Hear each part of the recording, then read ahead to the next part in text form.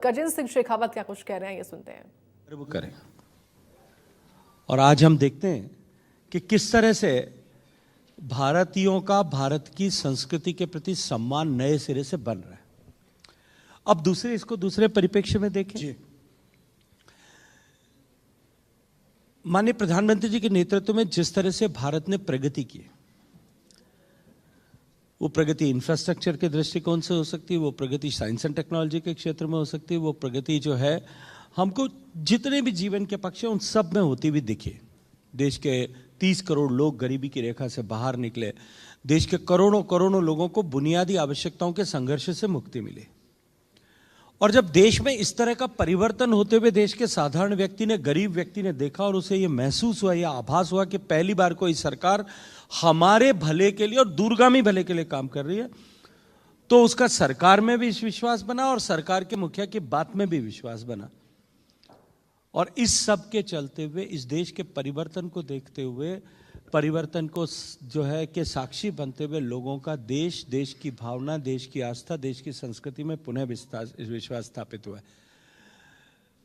और जब हमने अपनाना शुरू किया, हमारा विश्वास स्थापित हुआ, तो विश्व भर ने स्वीकार्यता प्रदान की। अभी आपने देखा 3 दिन पहले, 4 दिन पहले दीपावली को जो है विश्व की धरोहर के त्योहार के रूप में नामित किया गया।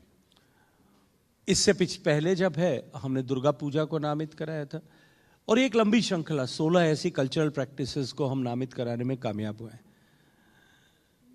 निश्चित रूप से भारत के प्रति देखने की दृष्टि भारतीयों की भी बदली और विश्व की भी बदली है तदनुसार। और जब ये परिवर्तन होता है तब इसका फॉलोआउट, इसका जो इसका डिविडेंड जो है वो टूरिज्म को मिलता है। देश जब आर्थिक रूप से प्रगति करता है, समाज के पास डिस्पेंसेबल इनकम अपनी जेब में होती है, तो निश्चित रूप से जो है पर्यटन बढ़ता है। और भारत सांस्कृतिक रूप से, ऐतिहासिक रूप से सांस्कृतिक पर्यटन की को डीएनए में समाहित करने वाला देश है। हमारे यहाँ घर में आदमी के पास 2 पैसे होंगे तो वो निश्चित रूप से तीर्थ यात्रा पर जाएगा।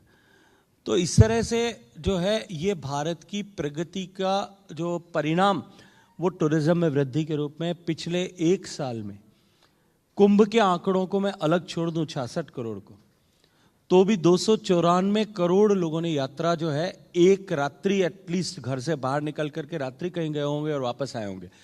पर्पस कोर टूरिज्म नहीं होगा, शायद व्यापार भी हो सकता है, व्यवसाय भी हो सकता है, लेकिन 294 करोड़ यात्राएं हुई है, वो पूरी दुनिया में कहीं कोई देश कल्पना कर सके ऐसा भी संभव नहीं। बिल्कुल आपने सही कहा। इसलिए हमारा जो विषय है वो ये भी है कि राम राज्य है सबका विकास।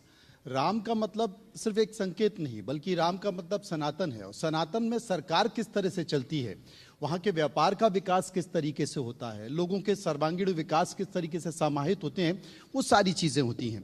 इसलिए सनातन भी जुड़ा रहे, राम राज्य भी जुड़ा रहे, लोगों का सर्वांगीण विकास भी होता रहे, इसकी परिधि में सरकार काम कर रही है। लेकिन उस काम करने के दौरान कहीं ना कहीं ये आरोप लगते हैं कि सरकार धर्म के ऊपर पूरी तरह से फोकस है, आधारित है। तो क्या वाकई ऐसा है, या धर्म को जोड़ते हुए सर्वांगीण विकास जिसमें इंफ्रास्ट्रक्चर भी आता है, रोजगार भी आता है, उस पर सरकार आगे बढ़ रही है? देखिए, मैं जो लोग इस तरह की टिप्पणियां करते हैं या इस तरह की सोच रखते हैं, मुझे उनकी सोच की क्षुद्रता पर तरस आता है जी। और ऐसा इसलिए कि जो ऐसी टिप्पणियां करते हैं वो धर्म का सही अर्थ जानते नहीं है और धर्म और पूजा पद्धति के बीच का विभेद नहीं समझते हैं। धर्म और संस्कृति का जुड़ाव है जो उसको वो महसूस भी नहीं कर सकते, समझ भी नहीं सकते। इसलिए ऐसे लोग जो इस तरह की टिप्पणियां करते हैं, मुझे लगता है कि उस पर डिस्कशन करना भी अपना समय व्यर्थ करने के बराबर है। लेकिन मैं इतना अवश्य कहूँगा कि सनातन संस्कृति जो हजारों साल से प्रवाहमान है, आज भारत का लिखित अलिखित इतिहास उठा करके देखा जाए तो 10,000 साल से भी ज़्यादा कहीं लंबी हमारी सनातन परंपरा है, जो कंटिन्यूटी है, जिसमें कहीं किसी तरह का ब्रेक नहीं है जी। और ऐसे दुनिया में शायद एकमात्र भारत ही ऐसा देश है जिसमें इतनी पुरानी सभ्यता आज तक निरंतर प्रवाहमान है, उन्हीं मूल्य और मान्यताओं के साथ में प्रवाहमान है, उसमें कहीं परिवर्तन नहीं हुआ। और तभी माननीय प्रधानमंत्री जी ने गर्व के साथ में आइकॉनिक प्लेसेस जो अपने राष्ट्रपति भवन के सामने के दोनों भवन, नॉर्थ एंड साउथ ब्लॉक, जो लगभग 100 साल से भी ज़्यादा समय तक देश की सत्ता के केंद्र रहे, वो देश की सनातन संस्कृति के संवाहक बने, वो सनातन संस्कृति वहाँ आकर के लोग समझ सकें, इस संस्कृति की सनातनता को समझ सकें और 10,000 साल के इस निरंतर प्रवाह को अनुभव कर सकें। इसको लेकर के माननीय प्रधानमंत्री जी ने युगे युगीन भारत म्यूजियम संग्रहालय उन दोनों भवनों में बने, इसकी संकल्पना की है। और मुझे पूरा विश्वास है कि शीघ्र आने वाले कुछ वर्षों में निश्चित रूप से लोगों को वो प्रवाह वहाँ दिखाई देगा।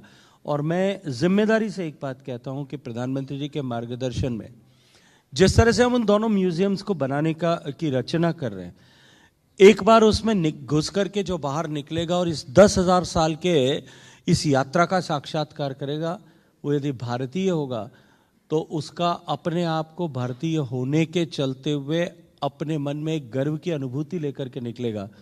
और यदि वो भारत का निवासी नहीं होगा तो वो भारत के प्रति एक सम्मान का भाव लेकर के वहाँ से बाहर निकलेगा। भारत दो रास्तों पर एक साथ चलना चाहता है, पश्चिम की अगर छोड़ दिया जाए।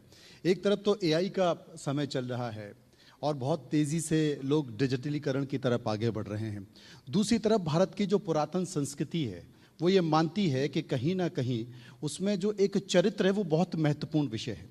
सरकार भी इसी तरह का प्रयास कर रही है। ज्ञान भारतम जो कि पांडुलिपियों का डिजिटलीकरण है या उसे उस तरफ आप एक लेकर कोशिश कर रहे हैं, तो क्या आप मानते हैं कि ये चाहे वो समाज में हो या शिक्षा में हो, एक तरफ आप ज्ञान के लिए डिजिटलीकरण कर रहे हैं, दूसरी तरफ संस्कृति को बनाए रखना और उसकी जानकारी के लिए युवाओं को या शिक्षकों को वो भी ज़रूरी है?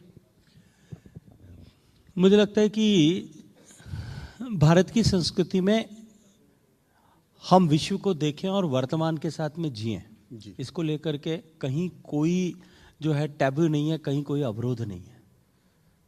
आप एक बार समय की सीमितता है, वरना श्वेत केतु की कथा पढ़िएगा तो आपको समझ में आ जाएगा कि इसकी संस्कृति का सार क्या है। आर्टिफिशियल इंटेलिजेंस आए और उसके बाद में भी जो है उसके बाद में आने वाले तकनीकी आए, हम तकनीकी के साथ में जुड़ें, तकनीकी के साथ में जिएं। इसमें भारतीय संस्कृति में कहीं कोई किसी तरह का जो है टैबू नहीं है, कोई रोक नहीं है जी। लेकिन हम स्वयं के यथार्थ को, हम अपने जीवन को भी पहचाने, हम अपने जीवन के उद्देश्य को भी पहचाने, इसकी भी कल्पना की गई। सो हम जड़ों के साथ जुड़ करके और विश्व को देखें। ये भारत की संस्कृति की हमारे ऋषियों मनीषियों ने जिसकी स्थापना की, संकल्पना की, उसका विधान है। हमारे जड़ों में भी विज्ञान था, क्योंकि जब राम ने तीर निकाला था लेकिन उस वक्त ये हुआ था कि समुद्र को सुखा देंगे। आज भले उसकी अणुबम में चर्चा होती हो, लेकिन ये आप कह रहे हैं तो ठीक है, अगर मैंने कह दिया तो शायद हो सकता है कि शाम तक कोई ट्रॉल आर्मी पीछे पड़ेगी। लेकिन मैं इतना अवश्य कहूँगा कि जिन पांडुलिपियों की आपने बात की है, बहुत सारे फॉल्स नैरेटिव्स जो दुनिया में बने हैं या आज जिनकी चर्चा होती है, आपको, मुझे, सबको, ये बहुत सारे युवा साथी यहाँ बैठे हैं, उन सबको भी किताबों में यही पढ़ाया गया होगा। अगर आज अभी आपने पांडुलिपियों के डिजिटाइजेशन की बात की, वो हम केवल डिजिटाइजेशन तक सीमित नहीं रखेंगे। प्रधानमंत्री जी का जो मार्गदर्शन है उसके अनुरूप ऐसी सारी लगभग 1 करोड़ से ज़्यादा पुस्तकें जो हस्तलिखित हैं, जो बार्क पे, बिर्च पे, पेड़ की छाल पे, कहीं ताड़पत्र पे, भोजपत्र पे, सिल्क के कपड़े पे, कागज पे लिखी गई हैं, उस धरोहर का हम डिजिटाइजेशन करें। अलग अलग भाषाओं में जो लिखी गई है, अलग अलग विषयों पर लिखी गई है, उनको कंप्यूटर रीडेबल फॉर्मेट में लेकर के आएँ, ताकि एआई बेस्ड सर्च इंजन जब उस पर ढूंढना शुरू करे या उसका अनुवाद करे तो उसमें कहीं किसी तरह की रुकावट नहीं। इसके पीछे लक्ष्य क्या है? भारत की जो ये हजारों हजारों सालों की ज्ञान परंपरा है, ये ज्ञान परंपरा से हम दूर हुए, इसके कारण से हमने जो है अपने पर, स्वयं पर विश्वास खो दिया। ऐसा इसलिए मैं एक उदाहरण देकर के आपके सामने स्पष्ट करना चाहता हूं। ये जितने सारे लोग यहाँ युवा साथी बैठे हैं, मगर इनसे पूछूं कि धरती सूरज के चक्कर लगाती है, ये सिद्धांत किसने दिया था? सब लोग निश्चित रूप से कहेंगे गैलीलियो ने एस्टैब्लिश किया, उससे पहले कोपर्निकस ने इसका थ्योरी दिया था। गैलीलियो कब पैदा हुए थे? अभी 500 साल पूरे नहीं हुए, 450 साल उनके देहांत को, 450 साल से भी कम समय हुआ है। जब गैलीलियो ने ये एस्टैब्लिश किया तो उस समय के सत्ताधीशों ने उसको उठा करके सूली पे चढ़ाने का आदेश कर दिया कि जिस धरती पर हम जार जैसे लोग रहते हैं वो किसी सूरज के परिक्रमा कैसे लगाती है, जो लगाएगा वो हमारी परिक्रमा लगाएगा। वो ये मानने को तैयार नहीं थे। उसको कहा गया कि ऊपर लटका दिया है, नीचे अगर सही अभी भी कह दो कि नहीं धरती चक्कर नहीं लगाती, सूरज धरती के चक्कर लगाता है, तो हम मान लेंगे और तुमको नीचे उतार देंगे, माफ कर देंगे। उसको नीचे उतारा, उस बेचारे ने हाँ भर लिया कि जो कहो वो ठीक है यार, छोड़ो मेरी जान छुड़ाओ। लेकिन भारत में आर्यभट्ट ने आज से 2500 साल पहले ये एस्टेब्लिश कर दिया था कि धरती और सूरज के बीच की दूरी कितनी है, उनकी सरकमफ्रेंस कितनी है, उसको चक्कर काटने में धरती को कितना समय लगता है, चंद्रमा धरती के कितने समय चक्कर काटता है, और हमारी इस सौरमंडल के बाकी ग्रह कितने कितने और उनके बीच की दूरियां कितनी है। अब ये मेरी जनरेशन को और मेरे बाद वाली जनरेशन को न तो पढ़ाया गया न बताया गया। अगर कोई मेरे जैसा आदमी कह भी देता तो शायद शाम को ट्रॉल आर्मी उसके पीछे पड़ जाती कि ये कहां से बुर्जुआ बात कर रहे हैं। अब अगर आपने जैसा कहा कि भगवान राम के बाण में इतनी ताकत थी कि समुद्र को सुखा सकते थे, ये बात कोई कह भी देता तो शायद उसको लेकर के कई तरह के आक्षेप लगाए जाते। शायद कोई ये कहता कि जो है पुष्पक विमान में बैठ करके राम जब वापस आए थे अयोध्या और उस समय रावण के पास में विमान था, ये कह देते तो शायद उसको ऊपर किसी तरह के प्रश्न खड़े किए जाते। या इसके अतिरिक्त भी कई तरह के विषय हो सकते हैं जिनको लेकर के इस तरह की चर्चा की जा सकती है।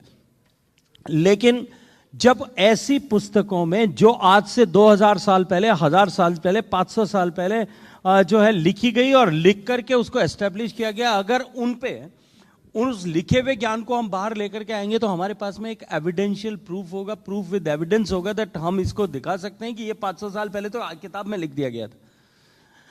इसलिए ये जो फॉल्स नैरेटिव्स हैं, ये इस मैन्युस्क्रिप्ट मिशन के माध्यम से निश्चित रूप से ये फॉल्स नैरेटिव टूटेंगे और टूटने के बाद में ये जो जैन जी है, इसका भारत के प्रति विश्वास और भारत का सम्मान दोनों जो है कई गुना अभिवृद्धि होगी। और जो समाज और जिस समाज के नागरिक अपनी राष्ट्र की संस्कृति और सांस्कृतिक परंपराओं में और सांस्कृतिक धरोहर में और अपने इतिहास पर गर्व करना प्रारंभ कर देते हैं, उनकी प्रगति की गति को कोई नहीं रोक सकता। इसमें कोई शक नहीं है। और भारत जो ज्ञान भारतम, जो पांडुलिपियों का डिजिटीकरण हो रहा है, जब वो निकल कर आएगा तो मुझे लगता है कि पूरा विश्व चौंक जाएगा, क्योंकि उसमें इतना ज्ञान होगा, इतनी जानकारियां होगा। और निश्चित तौर पर आपका जो मंत्रालय है वो उसके लिए बधाई का पात्र है। जोरदार तालियों के साथ मैं कहूँगा एक बार स्वागत किया जाए। एक बात और मैं कहना चाहता हूँ, आज का जो राम राज्य है ये चौंकाता बहुत है। पहले तो ये परायों को बहुत चौंकाता था कि पता नहीं क्या हो जाएगा, बहुत सारी ऐसी योजनाएं हैं, कभी 8 बजे। लेकिन अब तो पार्टी को भी चौंकाने लगा है, सरकारों को भी चौंकाने लगा है। राष्ट्रीय अध्यक्ष का नाम निकल कर आया तो किसी को पता ही नहीं था कि 45 साल का एक युवा भारतीय जनता पार्टी में राष्ट्रीय अध्यक्ष के पद पर बैठेगा। क्या इसे पीढ़ी परिवर्तन कहें? मुझे लगता है इसमें चौंकने की आवश्यकता कहाँ है। जो देश युवाओं का देश है, आप यकीन मानिए चौक तो आप भी गए होंगे। उसमें नेतृत्व यदि युवाओं के पास में, युवाओं के हाथ में दिया जा रहा है, हम अपनी आने वाली पीढ़ी पर और वर्तमान पीढ़ी पर भरोसा कर रहे हैं, क्या ये उचित नहीं है? क्या ये आवश्यक नहीं है? और यदि ऐसा होता है, देखिए भारतीय जनता पार्टी के हम सभी कार्यकर्ता, देश भर में करोड़ों लोग जो हमें, हम सब जो जिस विचार परंपरा से आते हैं, हमारे यहाँ किसी भी व्यक्ति के लिए कोई भी पद, वो पद नहीं होता, वो दायित्व होता है। कौन व्यक्ति किस भूमिका में कहाँ अधिक उपयोगी होकर के काम कर सकता है, या उसका उस किस व्यक्ति का किस भूमिका में काम करना अंतिम लक्ष्य को प्राप्त करने के लिए बेहतर हो सकता है, उस व्यक्ति को उस तरह का दायित्व दिया जाता है और हम सब मिलकर के उसके साथ काम करते हैं। और ऐसा भी अनेक उदाहरण मैं आपके सामने रख सकता हूं कि जो व्यक्ति आज राजनीतिक क्षेत्र में काम कर रहा है, वो आवश्यक नहीं है कि वो राजनीतिक क्षेत्र में ही काम करे। मेरे जैसे किसी स्वयंसेवक को, मेरे जैसे किसी कार्यकर्ता को आज ये कहा जाए कि तुम आज राजनीतिक क्षेत्र में काम कर रहे हो, कल तुमको जाकर के वनवासी कल्याण परिषद में काम करना है या सेवा के किसी संकल्प संगठन के साथ में जाकर के काम करना है। और मैं तो इसका साक्षात उदाहरण हूँ। छात्र संघ की राजनीति से आया, राजनीतिक क्षेत्र में जाने का रास्ता लगभग खुला था, तय था, और तब संगठन ने यह तय किया कि मुझे सीमावर्ती क्षेत्र पर जाकर के काम करना चाहिए। मैंने 20 साल काम किया। संगठन ने तय किया कि मुझे राजनीतिक क्षेत्र में काम करना चाहिए। मैंने यहाँ काम किया, कल संगठन ये तय करेगा कि नहीं मुझे इस जगह पर जाके काम करना चाहिए, वो काम करेंगे। और हर इस तरह के विचार रखने वाले व्यक्ति पद, दायित्व और क्षेत्र, इन तीनों के से परे हट करके उतने ही उत्साह के साथ में काम क्यों कर पाते हैं? क्योंकि हम सब ये जानते हैं कि हम जहां भी काम कर रहे हैं हमारा अंतिम लक्ष्य एक है और वो है भारत माता की जय। इसलिए हम कर पाते हैं। तो इसलिए हमारे यहाँ कोई भी अध्यक्ष होगा, कोई भी जो है किसी दायित्व के साथ में काम कर रहा होगा, उससे कहीं कोई फर्क नहीं पड़ेगा। और वाकई ये एक नैरेटिव को तोड़ने की कोशिश है, इसलिए एक संकेत भी है कि आप जहां पर हैं वहां काम करते रहिए। ऊपर वाला देख रहा है, पार्टी देख रही है, संगठन देख रही है, चिंता मत कीजिए, दिल्ली के चक्कर मत लगाइए, बस राष्ट्र निर्माण में लगे रहिए। और उसका एक उदाहरण नितिन नवीन के तौर पर बीजेपी ने निश्चित तौर पर दिया है। चूंकि आपके पास पर्यटन विभाग की जिम्मेदारी भी है, निश्चित तौर पर भारत पर्यटन का एक बड़ा केंद्र है, लेकिन आज के दौर में बहुत सारी शक्तियां हैं जो भारत को विदेशों में बैठकर या देश में भी बदनाम करने की कोशिश करते हैं। अभी हाल ही में एक पॉप फेस्टिवल हुआ था तमिलनाडु में, जहां पर एक अमेरिकन यूट्यूबर आया और वहां पर उसने एक जो पॉप फेस्टिवल है उसका वीडियो बनाया, फिर भारत को बदनाम करने की कोशिश की। तो क्या इसके लिए पर्यटन मंत्रालय, क्योंकि पर्यटन एक बड़ा केंद्र है, व्यवसाय का रोजगार भी, उसके लिए कुछ प्रयास कर रहा है? जो तमाम ऐसी शक्तियां हैं जो डिजिटल के माध्यम से या प्रचार के माध्यम से भारत की जगहों को, पर्यटन स्थल को या उसकी दिशा को बदनाम करता है? देखिए, पर्यटन प्रिडोमिनेंटली राज्य सरकारों का विषय है। राज्य सरकार इस विषय में जागरूक होकर के राज्य सरकारों को काम करने की आवश्यकता है। लेकिन जो आपने कहा, मैं उससे आगे बढ़ करके बात करता हूं। देश के बाहर बैठी हुई शक्तियां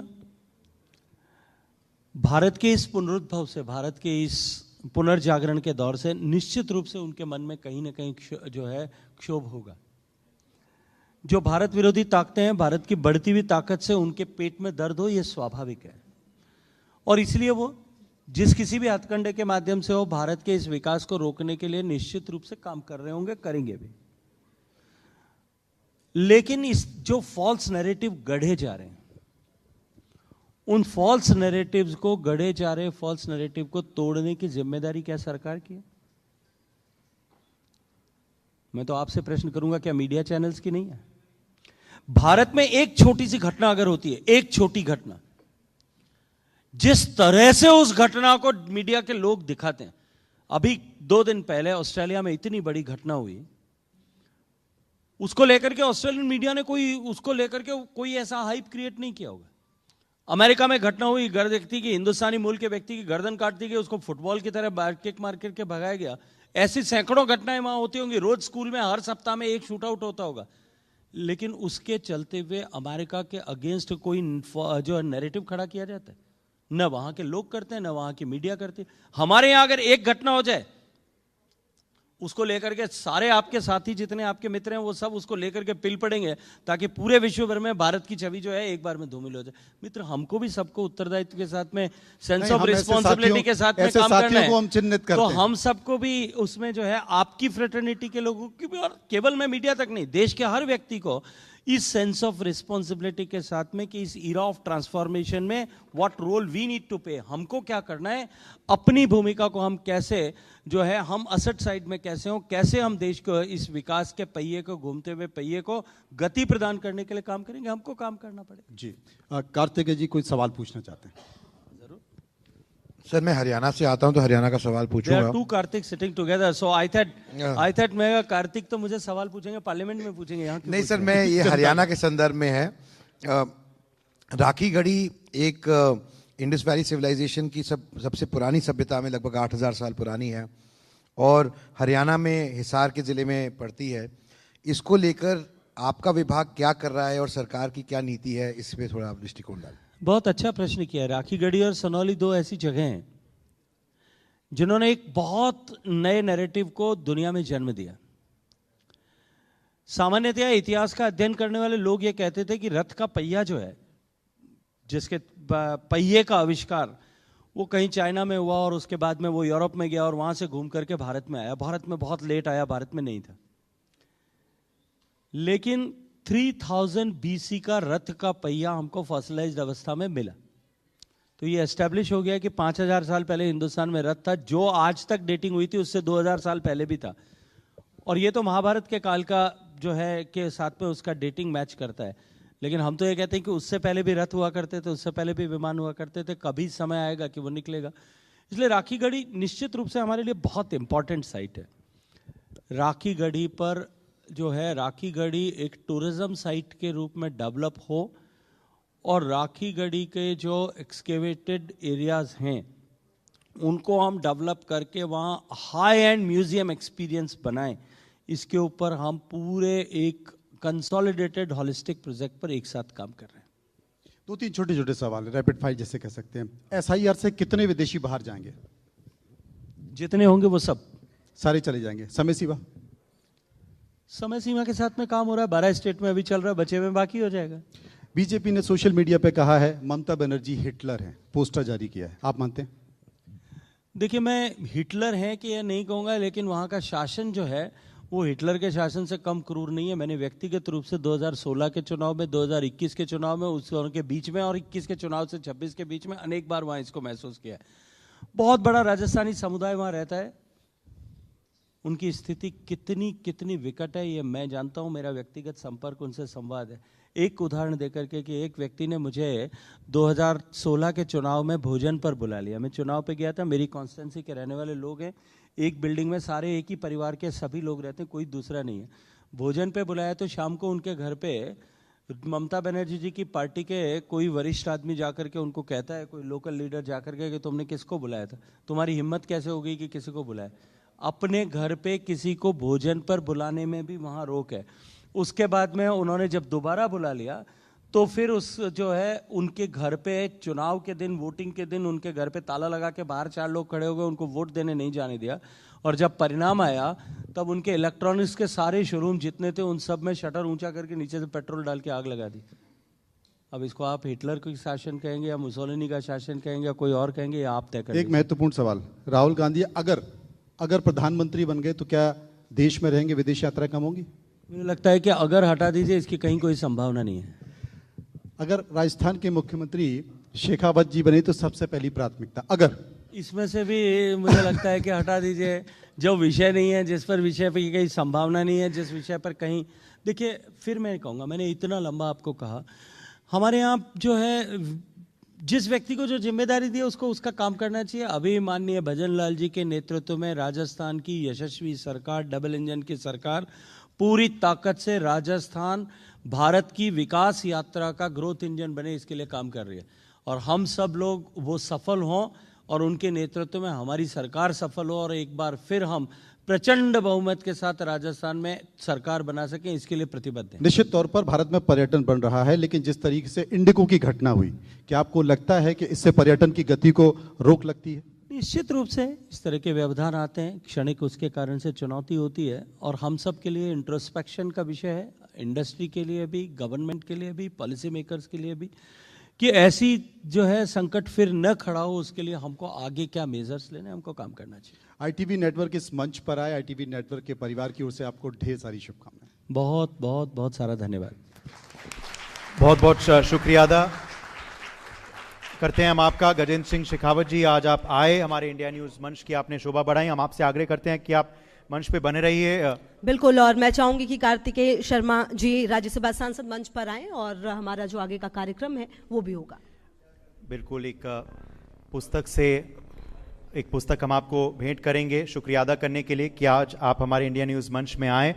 और कुछ और खास मेहमान हैं हमारे बीच, उनको भी मैं इस वक्त बुलाना चाहता हूं मंच पर। जी हाँ, हमारे अगला सेशन तो उन्हीं के संग होगा, मगर इस खास लम्हा को थोड़ा और खास बनाने के लिए जोरदार तालियों से स्वागत करें हमारे विश्व में भारत का डंका बुलंद करने वाली महिला विमेन्स ब्लाइंड क्रिकेट टीम। बिल्कुल, तो जोरदार तालियां बजती रहनी चाहिए दर्शकों, क्योंकि इन्होंने सिर्फ भारत का नहीं बल्कि एक ऐसी मिसाल पेश की है जो सदियों तक याद रखी जाएगी। जिस विषम परिस्थितियों में रहकर भी वर्ल्ड कप जीतना अपने आप में एक बड़ी बात, और एक बार जोरदार तालियां बजती रहे। तालियों से आप सबका स्वागत करते हैं। मैं आग्रह करता हूं कि राज्यसभा सांसद जी कार्तिकेय शर्मा, आप हमारे महिलाओं टीम को भी इस छोटी सी भेंट प्रस्तुत करें उनका हौसला बढ़ाएं।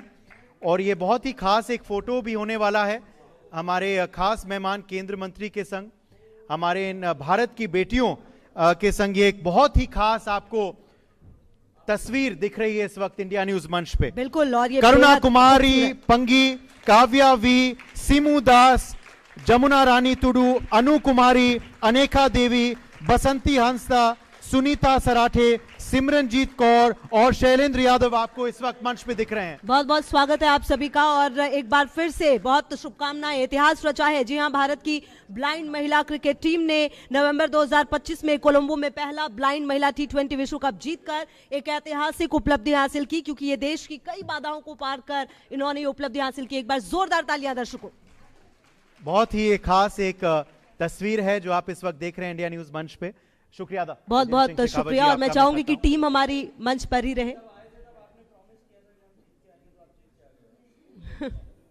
वादा उन्होंने पूरा किया, जैसे मंत्री जी बता रहे हैं हमें, और आप देख पा रहे हैं कि बहुत ही एक खास ये लम्हा आप देख रहे हैं। कार्तिकेय शर्मा जी ने भी इस टीम का अभिनंदन किया था जब वो वापस भारत लौटे थे। बिल्कुल। और आप देख सकते हैं इन बेटियों के चेहरे पे कितनी खुशी है, कितना रौनक है, मगर इनकी खुशी से ज्यादा हमारी खुशी है। बिल्कुल। और क्योंकि उदय देखिए, ये सिर्फ जीत जो है वो भारतीय खेल जगत में जश्न का माहौल तो है ही, लेकिन कहीं ना कहीं ये समझ में आता है कि कितनी भी विपरीत परिस्थितियां हो, अगर आपने सोच रखा हो तो आप जीत हासिल कर सकते हैं। और वही जीत जब इन्होंने हासिल की तो कहीं ना कहीं एक मिसाल बन गई है करोड़ों भारतीय महिलाओं के लिए, जो अब देखती है कि हाँ, क्रिकेट में अब इस तरह की संभावनाएं। बहुत शुक्रिया गजेंद्र सर आपका भी, कार्तिकेय सर आपका भी। और अब हमारा जो अगला सेशन है वो भी शुरू होने वाला है इन्हीं टीम के साथ, तो आप लगातार हमारे साथ बने रहिए। बिल्कुल। अगले सेशन का जो विषय है वह इसी मुद्दे पर ही है, भारत की शान। ये महिलाओं देती हैं आपको चैलेंज। जी हाँ, ये हमारा अगला सेशन होने वाला है, क्योंकि जैसे हम सुबह से बता रहे हैं, राजनीतिक मेहमान तो दिखेंगे ही आपके मंच, इस मंच पे, मगर आपको अनेक क्षेत्रों से अचीवर्स भी, उनसे हम आपको रूबरू करवाएंगे। और अचीवर्स आपको अब ऑलरेडी दिख रहे हैं मंच पे। हमारे जो विमेंस ब्लाइंड क्रिकेट टीम है, जो जीत कर आई हैं, जो इस खास वर्ल्ड कप को जीत कर आई हैं, जिन्होंने भारत का डंका बुलंद किया है, भारत का झंडा इतने गर्व से और शान से लहराया है।